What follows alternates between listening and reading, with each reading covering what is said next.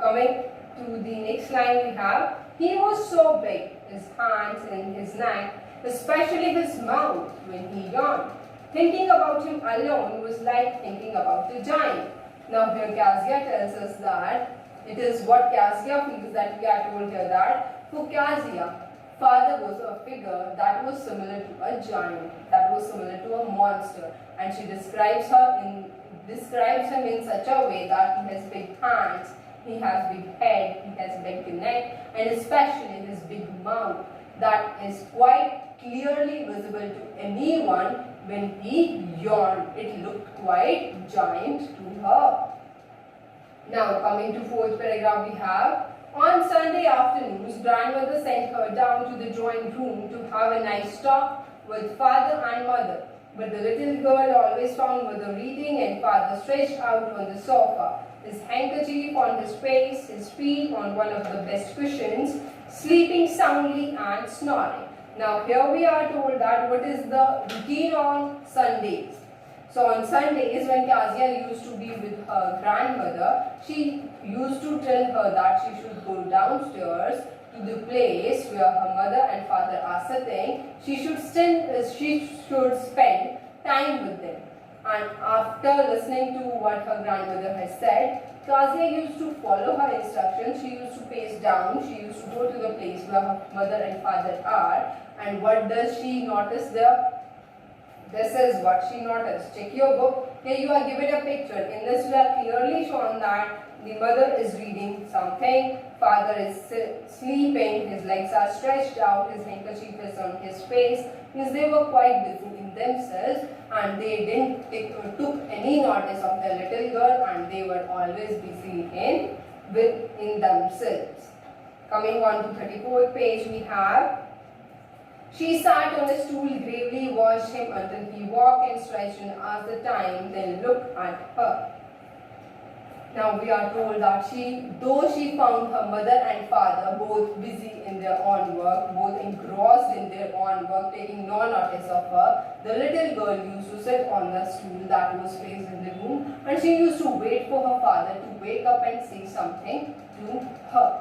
And now, when her father wakes up, the first thing that he used to ask is the time. So the little girl used to tell him the time. Don't stir so, Cassia, you look like a little brown owl. Now as she used to waiting for her father to wake up, it used to appear to her father that as she is staring at him, and it was similar to an owl.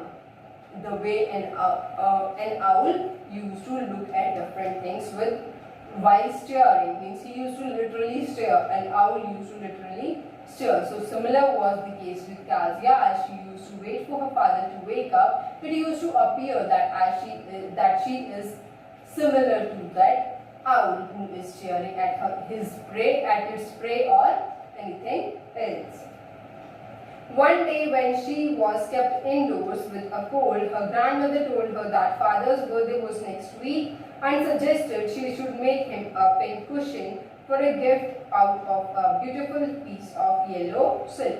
Now we are told that one day Cassia was really sick. She was having a cold, so her grandmother asked her that as she is at home, as she is free, as she hasn't gone to school, so she should prepare a pin cushion for her father from a beautiful yellow silk that she is having with her, so that cushion she can present to her father as a token of good luck on his birthday. Now coming to 5th paragraph, laboriously with a double cotton, the little girl stitched 3 sides. But what to fill it with? That was the question. Grandmother was out in the garden and she wandered into mother's bedroom to look for scraps. Now already she has stitched the pin cushion. She has prepared the cushion from the piece of cloth that her grandmother has given her. So she has stitched it from the 3 sides. Now before stitching it from the 4th side, she has to put something inside that piece of cloth so that it could give a shape of a cushion. So for that purpose, she was looking for scraps. Scraps is something that is unwanted and that can be filled into a cushion or pillow. So she was looking for her grandmother, but she was not there as she was in the garden. So she went to her mother's room so that she was hoping that she might find something in her mother's bedroom. On the bed table, she discovered a great many sheets of fine paper, gathered them, tore them into tiny pieces, and stuffed her case, then sewed up the fourth side. Now what she finds there? As she enters the room at the bed table, that is the table that is placed near the bed, there she finds some papers that were well maintained. She takes up those papers, she tears them into tiny pieces, puts them into the pin cushion that she is preparing and stitches the fourth side. She doesn't notice, it didn't appear that she wanted to see what the papers are for. She, without paying any attention to it, carelessly she tears the papers and uses those pieces as scraps. That night there was a hue and cry in the house. Father's great speech for the Port Authority had been lost. Now at that very day when she had pulled the scraps, there was a great hue and cry, means there was great disturbance at the place. And what was the disturbance for? Because her father's speech was missing. Rooms were searched, servants were questioned. Finally, mother came into Kazia's room. Kazia, I suppose you didn't see some papers on a table in our room. Oh yes, she said. I tore them up for my surprise. What? Screamed mother. Come straight down to the dining room this instant. Now, her mother, when she was searching for everything, she thinks that she should also go to Kazia. We are done till first part of our fifth paragraph. Next we have, that night there was a hue and cry in the house. Father's great speech for the Port Authority had been lost. Rooms were searched, servants questioned. Finally, mother came to Kazia's room. Kazia, I suppose you didn't see some papers on a table in our room. Oh yes, she said. I tore them up for my surprise. What? Screamed mother. Come straight down to the dining room this instant. Now what happened? In the evening of the morning, we are told that Kazia tears up the papers and puts them into the cushion that she is preparing for her father. Now in the evening, that very day in the evening, when her father comes home, then after his coming and when he searched for his speech, he finds that speech missing, and because of which there is a lot of hue and cry in the house. Means it is a chaos all around as they are searching for the speech at every place, in every corner. And for that very purpose, every person in the house, be it the servants, her mother, all are being questioned. They are searching together for that speech. Now after asking the questions from the servants, Kazia's mother comes to her room and she asks if she has seen the paper, that is the speech of her father, in their room. Now Kazia says that she has obviously seen the papers in their room, but she has torn them up to prepare her surprise. And without listening what her surprise is, her mother shouts, she screams, means she is shocked. So she says, what? Why have you done this? When she can't figure it out. Although she has not allowed Kazia to speak, she has not allowed Kazia to explain her surprise, and she asks her that she has to go with her at that very instant downstairs. In the sixth paragraph we have, and she was dragged down to where father was pacing to and fro, hands behind his back. Now, where she is taken by her mother, she is taken to her father. Downstairs, where his father was walking to and fro. What does to and fro means? Once he is going this side, then he is going this side. Means he is roaming in the hall. Once to the left, then to the right. He is moving there. So, to that we say to and fro. That motion is called to and fro.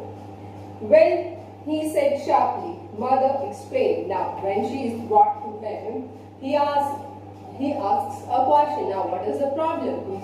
For asking that particular problem, he uses a word, and that word is when. And after that, the mother gives the explanation that she has torn up the speech. He stopped and stared at the child. Now he is also angry as his speech is missing. So he stares at her. What does stare mean? To look without blinking your eyes towards someone. Did you do that? And he asks her a question. Although he knows it, still he asks her, did you do that? That have you done this? No, she whispered. Now again she is stammering. She is not able to speak. She is stuttering. Mother, go up to her room and fetch down the damned thing.